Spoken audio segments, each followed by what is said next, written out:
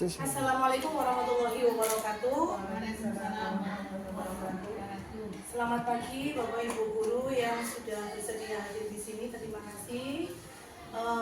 Pada pagi hari ini Pak Bayin sebagai guru PJOK di Sekolah SD Negeri 1 Waneguro kita akan melaksanakan sebuah presentasi mengenai kegiatan PKG PJOK yang terkait rencana tindak lanjut perencanaan pembelajaran PJOK berbasis proyek.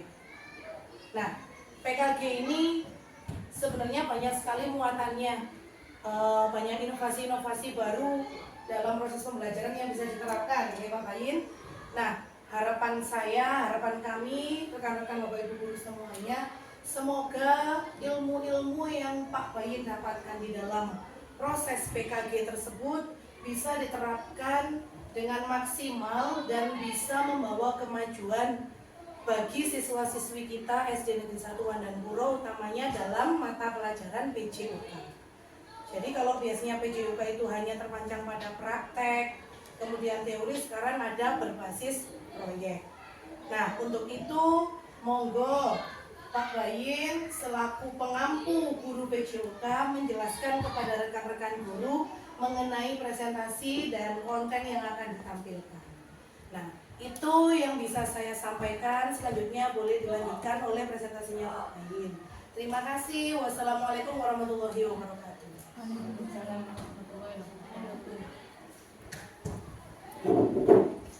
Baik, terima kasih Bu Nia selaku Wakil Kepala Sekolah telah membuka acara. Untuk selanjutnya agar waktunya tidak terpotong lama, saya di sini akan mempresentasikan tentang rencana tindak lanjut atau RTL yang bertemakan tentang perencanaan pembelajaran PJOK berbasis proyek.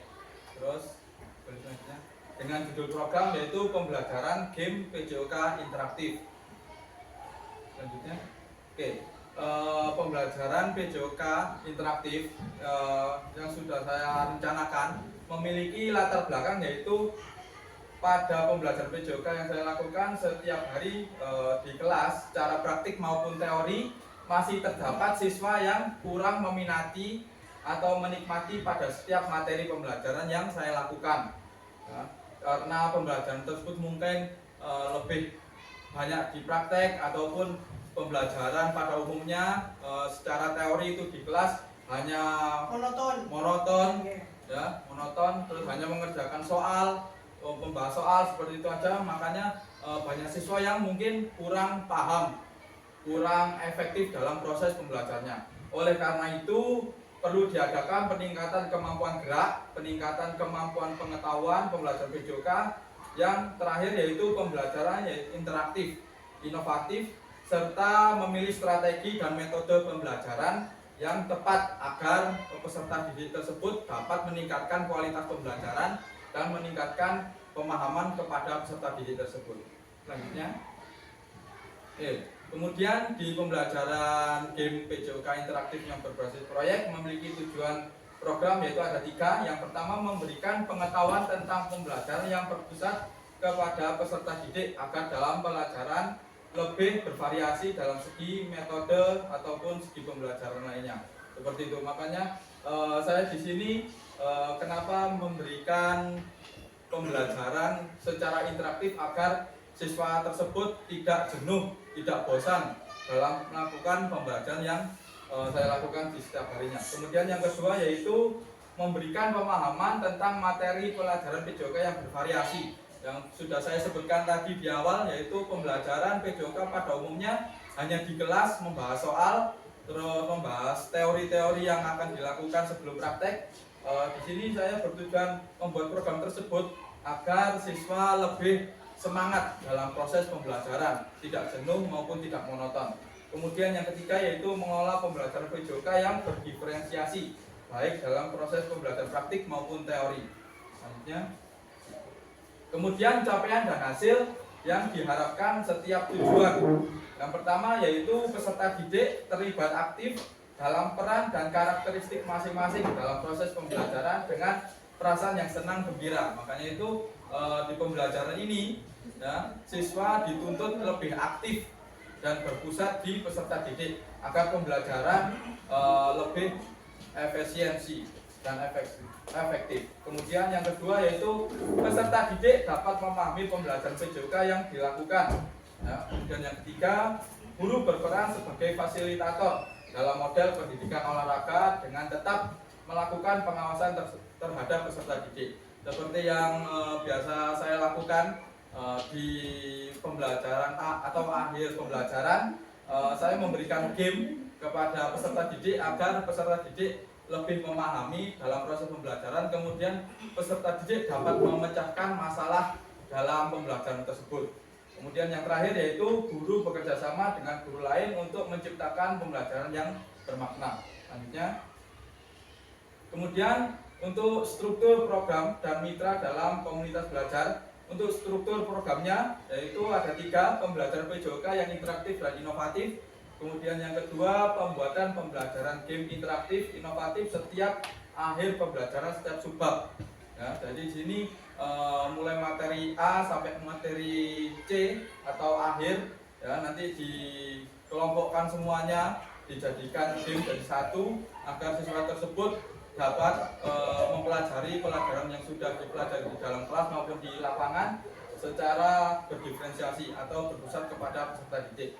Kemudian yang ketiga yaitu penanggung jawab adalah guru maupun PJOK atau saya sendiri. Kemudian untuk mitra komunitas belajarnya, yang pertama yaitu Ibu Lilis Suryati sebagai kepala sekolah selaku penanggung jawab dan fasilitator kepada guru maupun PJOK. Kemudian yang kedua yaitu Pak Bain atau saya sendiri sebagai guru PJOK sebagai pelaksana dan fasilitator dalam proses program pembelajaran tersebut untuk mengintegrasi pengetahuan dan praktik. Kemudian yang ketiga yaitu Bu Yulia dan Bu Nia sebagai wali kelas 5 dan kelas 6 membimbing dan menjadi rekan saya sendiri atau rekan sejawat saya dalam proses pembelajaran interaktif tersebut. Di sini bertujuan yaitu meminta saran bagaimana karakteristik di anak kelas 6 maupun kelas 5. Apakah materi yang dipelajari itu sesuai, kemudian sekiranya strategi atau metode pembelajaran yang dilakukan ini sesuai apa enggak, seperti itu. Selanjutnya, pernyataan tentang kapasitas yang dimiliki kelas atau sekolah. Untuk kapasitas, fasilitas dan peralatannya, fasilitas di sekolah sudah melengkapi, ya, fasilitas pembelajaran olahraga sudah cukup memadai termasuk di kelas maupun di halaman sekolah. Kemudian untuk peralatannya di sekolah kami, ya, sudah memiliki fasilitas penunjang dan program pembelajaran interaktif yang inovatif, yakni peralatan olahraga, kertas post-it dan kertas plano. Kemudian untuk kapasitasnya yaitu sumber daya manusia, yang pertama kepala sekolah memiliki kebijakan dalam mendukung program yang saya lakukan. Kemudian yang kedua, guru PJOK memberikan materi pembelajaran baik secara teori maupun praktik. Kemudian yang ketiga yaitu guru wali kelas dan guru bahasa Indonesia yaitu mendampingi program pembelajaran yang saya lakukan dan mengembangkan proses pembelajaran yang berbasis proyek tersebut. Kemudian yang terakhir yaitu peserta didik sebagai pelaksana program pembelajaran interaktif, seperti itu. Selanjutnya, selanjutnya yaitu rencana evaluasi. Untuk penilaian formatifnya selama pembelajaran berlangsung, guru memberikan pernyataan umpan balik. Jadi sebelum melakukan pembelajaran mungkin saya sendiri melakukan pertanyaan pemantik agar siswa tersebut dapat memahami sebelum proses pembelajaran berlangsung. Kemudian di penilaian sumatif yaitu proses pelaksanaan pembelajaran interaktif PJOK. Kemudian yang ketiga, penilaian penanaman nilai-nilai Pancasila selama proses pembelajaran gerak, aspek afektif, kognitif dan psikomotor. Jadi di sini dinilai secara mulai dari pengetahuan, sikap maupun dari aspek geraknya.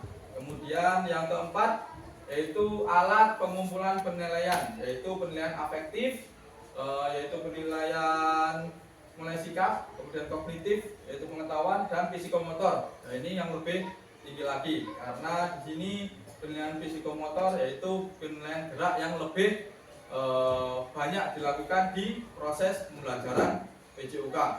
Kemudian yang terakhir yaitu refleksi, yaitu umpan balik peserta didik dan rekan sejawat. Di sini yang dimaksud yaitu umpan balik dengan peserta didik setelah melakukan pelaksanaan pembelajaran, dilakukan evaluasi apakah siswa tersebut sudah memahami pembelajaran yang dilakukan, kemudian apakah dalam penyampaian yang saya lakukan atau guru lakukan sudah memahami dalam proses teori maupun prakteknya. Kemudian di rekan sejawat saya meminta agar dievaluasi setiap pembelajarannya agar bertujuan saya dapat meningkatkan pembelajaran selanjutnya, dan mungkin saya juga bisa mengevaluasi dalam diri saya sendiri seperti itu.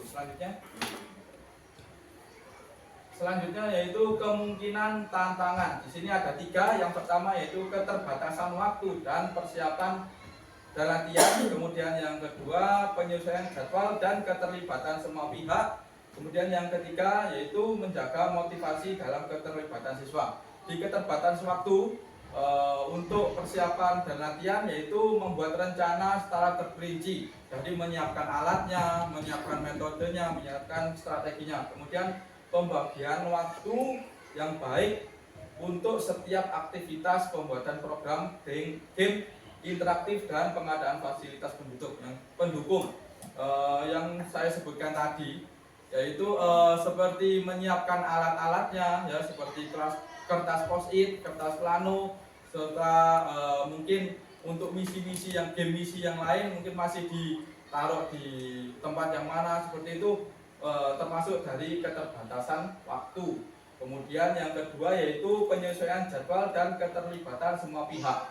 Di sini berkomunikasi dengan guru terkait yaitu Bunia dan Buya sebagai wali kelas 5 dan 6 terhadap program pembelajaran interaktif serta metode dan strategi yang tepat untuk pelaksanaan peserta didik. Kemudian yang ketiga yaitu menjaga motivasi dan keterlibatan siswa, merancang program pembelajaran bervariasi sehingga siswa tidak bosan dan menjaga agar pembelajaran berjalan kondusif, nyaman dan menyenangkan sehingga peserta didik dapat meningkatkan minat pembelajaran dan kualitas pembelajaran. Oke, terima kasih. Seperti itu yang bisa saya sampaikan. Untuk selanjutnya bisa saya kembalikan ke Bunia selaku wakil kepala sekolah. Terima kasih Bapak Ibu Guru. Itu tadi yang sudah disampaikan oleh Pak Bayin terkait apa yang sudah saya sampaikan di depan pada saat pembukaan tadi, bahwa program-program atau pembaruan-pembaruan yang ada di dalam PKG PJOK ini kami harapkan bisa benar-benar mempunyai impact dan efek kepada pembelajaran anak-anak Pak Bayin, terutama pemahaman anak-anak dan hasil yang terlihat. Jadi dari hasil belajarnya, kemudian proses pembelajarannya yang dilakukan sudah berjalan sesuai prosedur, terus hambatannya apa, nanti bisa dikomunikasikan bersama rekan-rekan sejawat yang lainnya. Ngoten nggih? Nah, nggih, sampun itu saja. Apakah ada pertanyaan terkait dengan konten yang sudah disampaikan oleh Pak Bayin? Monggo Bapak Ibu Guru.